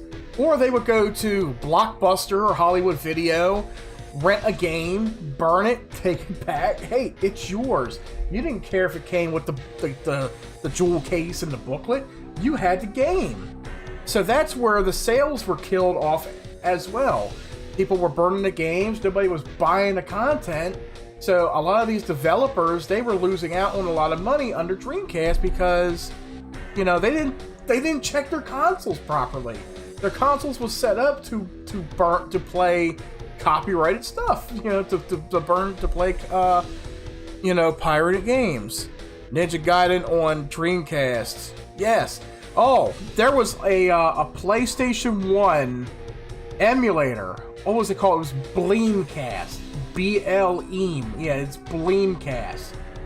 Where you could put the disc in and you could play certain PlayStation 1 games on Dreamcast. It worked once in a while, but I tried it a couple times. It worked, but for some reason, the hardware in the Dreamcast would not read it properly, which was a bummer, because that could have been something. That could have been something. PlayStation on Dreamcast. That could have been something, you know? But yeah, because of sales being down, you know, software sales were down, you know, people were making pirated copies of the games, and then of course, you know, PS2 was coming out, people were going for PS2, they were going to DVD craze. But I will say, like, you know, Dreamcast was probably one of the only consoles, not just underrated, but it had a slew of good titles for it. And nobody will ever understand it. It makes for a good collector's item right now. Yeah, you've only had the Wii, PS3, and PS4. I have no clue what happened to the Wii. I haven't seen that thing since... Yeah, Nintendo, they move on to bigger, better things. You know, they get innovative with certain things, so they moved on. With Nintendo, they have a tendency to kill off their previous efforts to move into the future. But I will say, like, the Wii was the last greatest Nintendo system that they've made, you know, within the last 20 years. And it had a slew of games for, like, just about every single indie developer out there. As small-time developers were making games for the Wii. There had to be over 1,000 games on the Wii, you know, international and within the country, you know? And then they moved on to the Wii U. Wii U was a big flop. I mean, the innovation was there. You know, the whole controller as a, you know, the screen and everything, try to be portable with it. That was an overkill. The technology was still young, but they were working with it.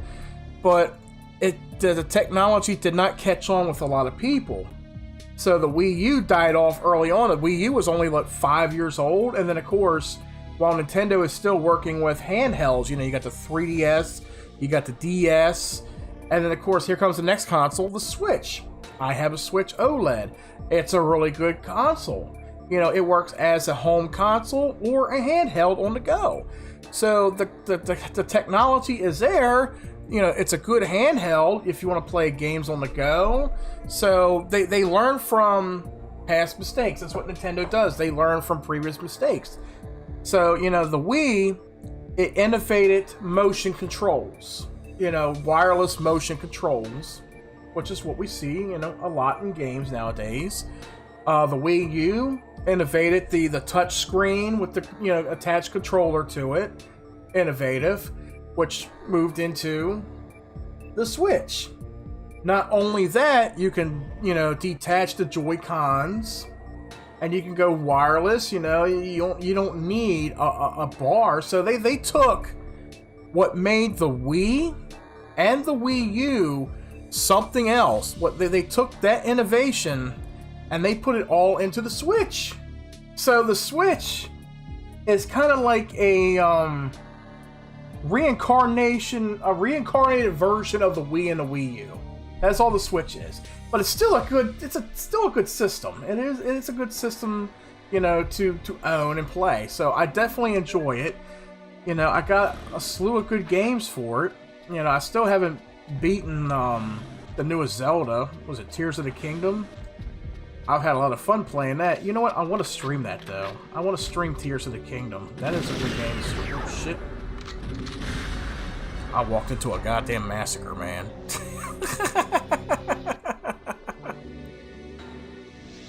Let's see. PS3 and PS4, and all I need for now, are all I need. I might get a PS5 before GTA 6 comes out. Yeah, sadly, you're going to need a PS5 or an Xbox Series console to play the next Grand Theft Auto. I'm already... Where the fuck? There was nobody else in there! What the fuck? See, me, I'm already set. I actually have a Series X. That's what I'm playing this off of now, is a Series X.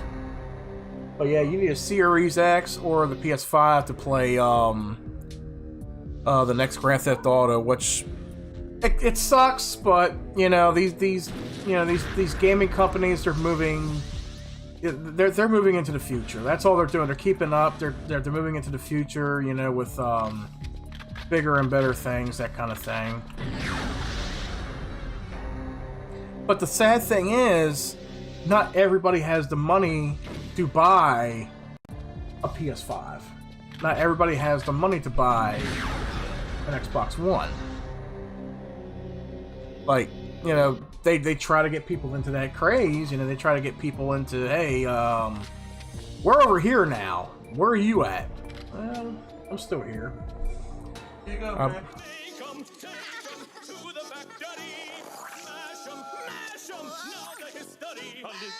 And now you're a little out of shape.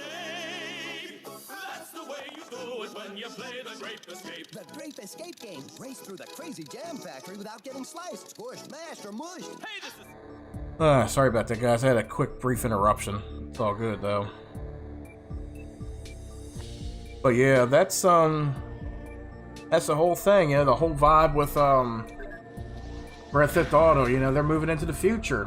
Everything, you know, the graphics are looking better. Gameplay engines are going to be playing, you know, a little bit more simpler. But I tell you what. Yeah, walk right into that, asshole. But I will tell you guys this. When it comes to games like Grand Theft Auto 6 when it comes out, I think I'll still play it. I've played almost every single Grand Theft Auto out there known to man, just about. But when it comes to GTA 6, and I know people will always sit there and be like, oh, the graphics are better. Oh, I don't have to worry about this old school stuff. That looks like garbage. I say, you know what? I will go back and play games like this over playing Grand Theft Auto 6. Because graphics aren't everything to me. I'm one of those gamers that I don't care too much about the graphics. Like, yes, Perfect Dark looks pretty nice on Xbox 360. But will I still play the N64 version? Yeah. If it's accessible to me and I really want to, I'll play the 64 version, you know? I will still go back to the older stuff than play the newer stuff. Because I respect gaming. You know, I respect where games come from. I respect where I come from when it comes to gaming. You know, when it comes to video games. I'll still play Super Mario Brothers. I'll still play Sonic the Hedgehog. I'll still play games on Sega Genesis or whatever, you know, because they're fun. Your interaction with a game is the most important thing when it comes to being a gamer. Your interaction with a video game like this is 10 times more important than how good a game looks. And I have somebody in the Discord who talks about, oh, does the game look really good? Does it have really good graphics? And I remind him all the time, I say, dude, graphics don't make the game what you believe it's supposed to be. You know, it's like, it doesn't really make the game. Yeah, yes, the game looks appealing. Yes, the game looks nice. It's very lifelike. It's your interaction is what's more important. I'd rather have a good gaming experience either with myself or with others than to play a game just for how good it looks. You know, that's not who I am. I'd rather play a game that I can sit here and just have fun with. If I got other people in the room with me, or if I'm chatting with you guys here while I'm streaming, that is the most important thing to me right there. I wouldn't, you know, like, I wouldn't care if a game looked like real life scenarios and I'm playing it, you know? If it looked that nice. That's not what I care about. I care about the interaction. I have fun playing games like these. Like right now, okay, I'm playing Perfect Dark. Having a lot of fun with it. Yes, I'm fucking constantly dying, but hey, that's the name of the game, you know? Just like kids will play Roblox. Okay, you want to play Roblox? That's fine, you know? If you enjoy playing Roblox, that's your cup of tea. I play something like Perfect Dark or GoldenEye. That's what I love to do. That's what I enjoy. Just like right now, I don't see how I'm getting my ass handed to me. Well, then again, I did set it up for fucking rockets. I don't even know where the hell they're firing from!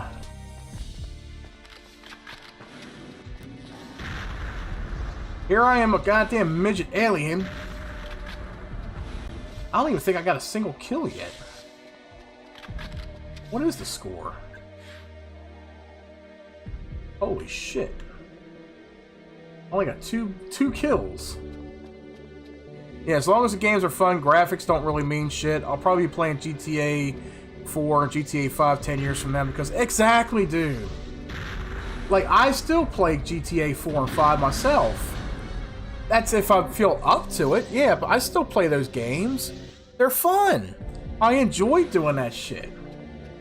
Yeah, I know people will be like, I don't play that stuff anymore. It's too old for me. Like, that's cool. Doesn't mean I gotta stop, though.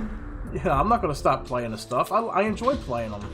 I love playing games like that, you know, the older stuff. I still go back and play Vice City. I still go back and play San Andreas. Shit. I actually got those on Xbox, the definitive editions. I'll still go back and play that stuff. I feel like that's what it means to be a true gamer. You know, like, I grew up on video games. You know, the first console I've played was the Atari 2600. That's a fucking drive-by shooting at a goddamn bathroom, man. What the fuck? But yeah, I started out with Atari 2600. My dad had an Atari 2600. He had games like Defender, Space Invaders, Donkey Kong. You still need to try the GTA 4 multiplayer. Oh my god, I haven't played the multiplayer of that in years. I think the last time I tried the multiplayer, I was playing with an old buddy of mine.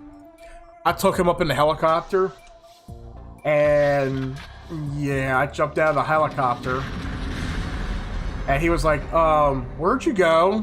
I said, parachuting to the ground. Like, oh my god! That was the kind of shit I would do back in the day. What the hell? This thing's following me! What the fuck? Oh god! Do I got heat-sinking rockets on this son of a bitch? That fucking rocket was following me! Holy shit! God damn. So anyway, yeah, I had my buddy up in the fucking helicopter. I just fucking jumped. I just fucking bailed from him. He's like, where'd you go? On the ground. I scared the fuck out of him too. He's like, what'd you do that for? I'm like, because it was funny. I forgot what happened. I think the fucking helicopter just like dropped to the ground or some shit. He wasn't pissed or anything. I just thought it was funny. Oh, I would have loved to clip something like that, but this was like back in 2000 and It was 2007 when that happened. Yeah, because the game came out in 2007 or 2000. It was somewhere back then. I remember doing that. I remember there was a weekend where they wanted me to come to work on a weekend. I said, no. I'm out of town. Wasn't out of town. I was at home playing fucking GTA 4. I'm sitting there like, I'm not working on the weekend. Oh, but it's what the hell they call it? Mandatory? I was like, nah, fuck your mandatory. I'm out of town. Boss didn't like it. But it's like, I'm out of town. What if I had a death in the family? I think that's what it was. I played this, I had a death in the family, I was out of town. They kept asking, when are you coming back? When are you coming back? I don't know, Monday. Alright, I am done. I'm changing the fucking difficulty of this shit. I'm tired of dying to these motherfuckers. Like, these goddamn rockets, man. I don't know where the hell they're coming from. Like, you saw that. I just open the door and die. That's what I'm getting from that game right there. It's like, it's no longer about firing rockets. It's about opening doors just to die. That's all it was. What'd you think about that? Oh, I opened a door and die. That's all it was. I just opened up and dead. Alright, we'll do that. Alright, simulants. Let me make him a fucking coward. Let me make him... Make him a turtle. This gotta be a kamikaze. And we'll just have one fucking... Yeah, we'll have one easy sim in there. Fuck it. Let's go to... Area 52. That's usually a popular map right there. Area 52 is usually pretty popular.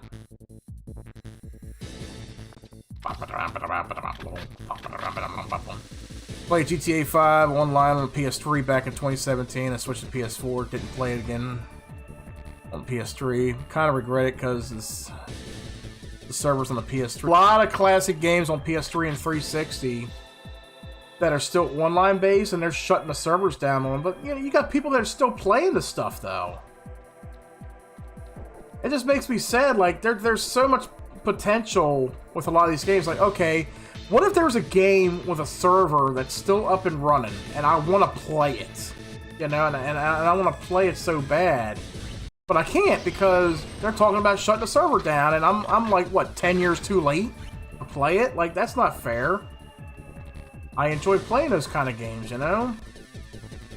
But yeah, I played it online. Like, I had a lot of good playability on PS3. Definitely played online a lot on PS3. PS4... No, I didn't have it on PS4. I had it on Xbox One. I got it on Xbox One. I skipped PS4. And then, of course, now they got, like, the Xbox Series, upgrades. And the PS5 upgrades. But I'm like, nah, I'd rather stick with what I got already. Fuck it. Because all it does is just update the graphics and shit. That's all it does. That upgrade to PS5 and Xbox Series, all that does is just enhance the graphics. That's all it does. It enhances to 4K graphics, 60 frames per second or something like that, gaming. Ray tracing on Xbox. I don't know if PS5 has ray tracing or not. But that's all it does. It's a graphical upgrade. That's all it is. And I think to upgrade it to the next version, I think you pay like $30 for it. I'm like, I'm not going to pay $30 to upgrade the graphics on the game.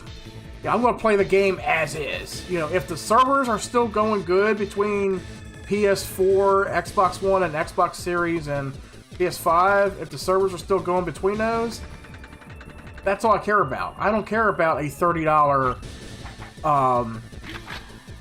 graphical patch. And that's what a lot of developers are trying to base their games off of is, okay, we got a game, we want to upgrade it to the next gen, but you got to pay $10, $20 for it. Like, no! Now, I understand there's certain games right now, they have free graphical upgrades to the next gen console, which I hate because it takes up so much space. But I'd rather play. If I could play the Xbox One version still on the Series X, why would I need to upgrade it to the Series X version? Maybe I don't want to play it in 4K. Maybe I don't want to play it full 60 frames per second or something. You know, maybe I just want to play the game. That's all I want to do. I just want to play the game. Apparently, some people found a way to play GT Online on PS3, but you have to do all kinds of... Yeah, that's what a lot of those hardcore one-liners do. They'll get, they'll set servers up and shit, and they gotta connect it to... It's a complicated system. So, like, back in the day, I don't know how old you are, Hoyt, but back in the day, so... people used to do LAN parties when Halo came out on Xbox. Xbox had a port for DSL, but Xbox Live wasn't implemented yet. Not for another couple years. So if people wanted to do like LAN parties with the first Halo game, now Halo only supported up to 4 people on the same screen. Oh, you're 20? Oh, okay. So you were born in... you were born in 02.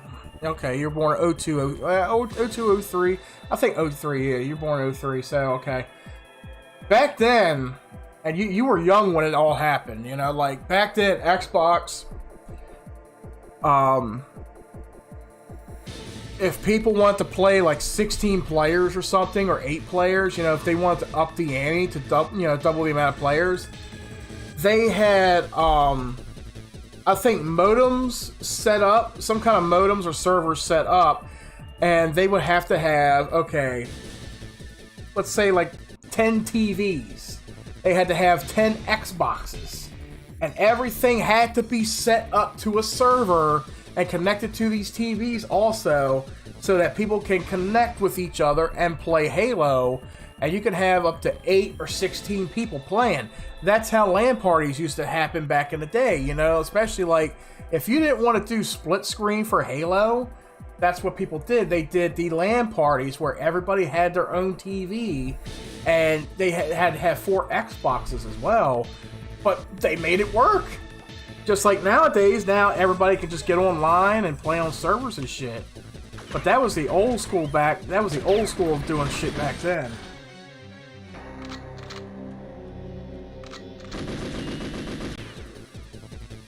I'm trying to figure out what the fuck I'm doing wrong here.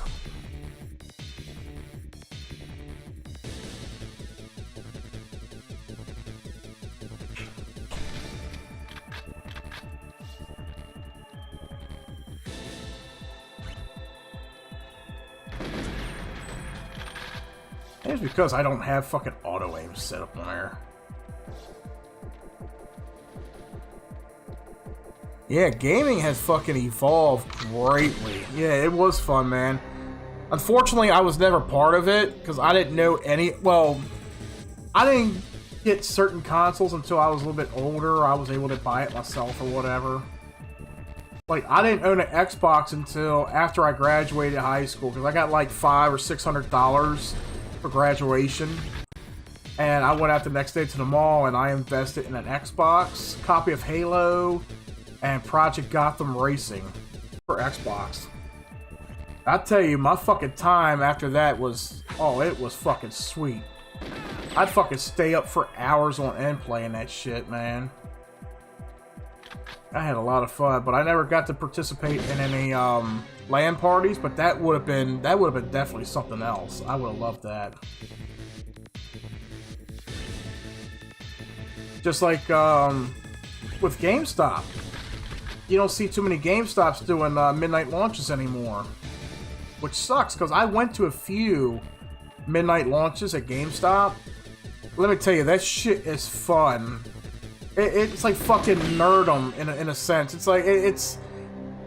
Like, people play Dungeons and Dragons, okay? People play World of Warcraft. People do this. People do that. My type of nerdum, when it comes to video games, is meeting other gamers at a fucking event like a midnight launch at GameStop.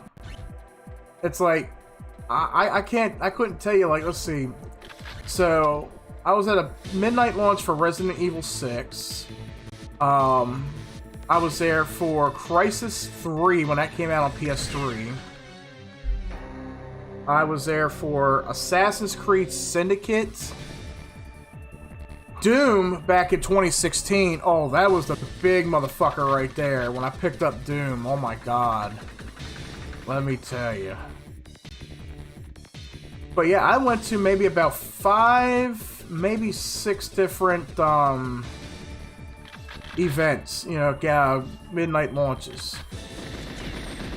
I even met a buddy of mine there that I still talk to this day. I met a buddy of mine there at a launch. You know, we became good friends. But you meet a lot of good people at a midnight launch, man. You go there, you talk to people about you talk about games, movies, whatever. It's like you just go there, you hang there for like 2 hours. You give them 2 hours of your time. You get there, you pay your game off. And then you're there like 10 o'clock. Okay, 10 o'clock, you pay your game off, and they're like, okay, just go wait outside, or, oh, it's too cold outside? Okay, just wait in the store. You can't get the game yet, but you can just hang in here. Oh my god, just hanging in there and interacting with people, chatting away with people and shit. That had to have been the best, just the best experience, you know, for being a gamer. Is interacting with people. That's gotta be like the best thing. One of the best things when it comes to being a gamer, you know? Like, that kind of shit almost makes you proud of being a gamer, you know? Because, you know, you're not in it yourself. You're not alone, you know? You're not the only one you're not sitting there, you know, closet gaming, you know? You're not sitting there in the closet like, oh my god, I'm afraid to come out and say that I play games and shit, you know? You're like, nope. You're a gamer. He's a gamer. Enjoy it. You've seen a few videos of midnight launches for GTA 5. I can't even remember when I got GTA 5. I got, I want to say I got it the week it came out. I think I did. Yeah, I think I got GTA 5 the week it came out. But I can't remember if I went to the midnight launch for it or not. I don't think I did. I can't remember. But I remember when I got it, and I remember talking to a guy at work about it, you know? And they said, like, within the first week, that game sold, like, 1 billion copies or something. No, I think it sold, like, 1 million copies or something. And it was, like, the fastest-selling video game in history to sell, like, 1 million copies within the first 3 or 4 days, I think it was. And that was a fast-selling game, too. But I tell you, I invested so much time into GTA 5. I even got a game guide. And I used that game guide to its limits. Like, there was all these little collectibles in the game that I was going for. And the game guide showed you where they were and how to get them and shit. I spent so many hours collecting all 100 collectibles. And some of them were in impossible to reach places. Like, you had to get onto a helicopter to, you know, parachute your way out of the helicopter and land in a certain part of the bridge to collect it and shit. Like, that shit was insane, but I did all that on PS3. I don't even dare do that again on Xbox. I don't, like, right now, I don't even have the fucking patience to do that, like, right now, if I wanted to go and fucking collect all these collectibles in GTA 5. Like, the only thing I do on GTA 5 now is probably just log online, just to get my money, you know, in my account, because you get, like, a bonus amount of money. It's like a login bonus or something. Add it to your, account online, and then I'll hit the casino to see if I can get a, either a free car, or more money, or double XP or something on that game. I just usually hit the casinos in there just for that. Yeah, you only been playing since June 2016. I was fucking hooked for the first time when I watched my buddy play. I tell you, man, like, I didn't get into the GTA craze until Vice City. Like, I remember sitting in class, and this kid, I remember his name. His name was Waleed. He sat right next to me in science class, and he was talking to a couple other kids in front of me, And this was like toward the end of the day, you know, because science was like the last period class. And then we sitting there talking about GTA 3. I'm gonna go home, you know, you guys should try out GTA 3, Grand Theft Auto 3. Man, that game is fucking amazing. And I'm sitting there thinking, what is it? Because at the time, for me, Grand Theft Auto was the top-down angled game on PlayStation. I didn't know they turned it into a third-person, you know, open-world shooter. I didn't know anything about that. But when Vice City came out, and I saw the trailer for Vice City, and I was stoked. Like, just watching it on TV is so nostalgic. Like, right now. Them playing that song I Ran during the trailer, and to see all these scenes, and I'm like, it looks very interesting. I don't know if I would get it, but it looks interesting. So I think, yeah, because it came out in 2001 or 2002, I believe, for Vice City. So I remember it was, I want to say November 2003. I went to the mall to hang with some friends.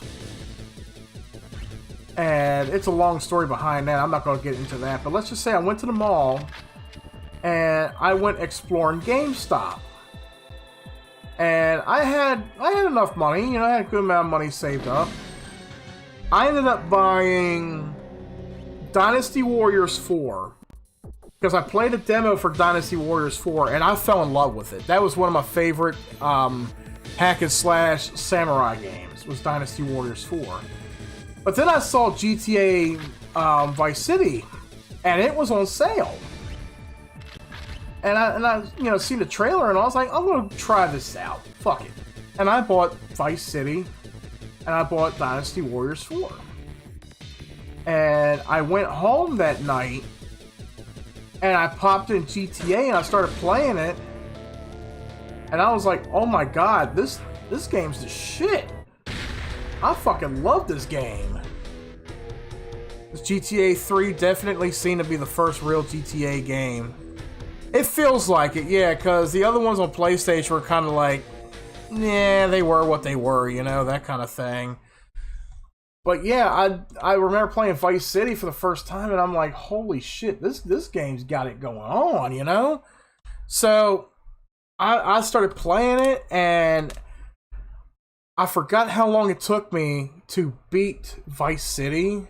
It was a bitch, I know that, but I just had so much fun playing it, and I fell in love with it. Like, I never beat San Andreas. I will say, I never beat San Andreas, but I got to the other island where the casino is and all. I had a little bit of fun with that and shit. But that was probably like the most I've played with Grand Theft Auto at the time. But yeah, you know, it's just so much with it, you know. I've been playing it for so many years. Let's see. So we got 2 hours in. 2 hours in. We gained 2 followers tonight. I want to thank you very much to Ancient Terra Genes. I hope I pronounced your name right there, buddy. And to Nazwal 1990 over there on Twitch. It is good. Let me tell you guys. Okay, it is cool. It is good to see new people popping up in the chat. All right, see you later, Hoyt. If you're around later on, I'm going to run another stream, Hoyt. Me, CYPHER, and a couple buddies of ours. I don't know what we're going to be doing. We're probably going to either be doing Demonologist or we'll be doing Lethal Company. But we'll definitely do another stream later on tonight. So hopefully you guys are around for that. But I do want to say, I want to give a big thanks. I'm going through the chat here. And like I said, interacting with you guys is always a good, important thing for me, you know, because I like to have interactivity with you guys, talking about games, talking about whatever, while you're watching me play a game. You know, I don't want it to make it such a boring feat, you know, just me sitting here playing a game. You know, I want to be able to interact with you guys. So it's always good to see somebody new coming in and chatting away. So I want to give a big shout out to Parker Shamblin. I met you over in VCR Spooky on Twitch. If you guys want to watch some old school Are You Afraid of the Dark, and Goosebumps alternating back and forth.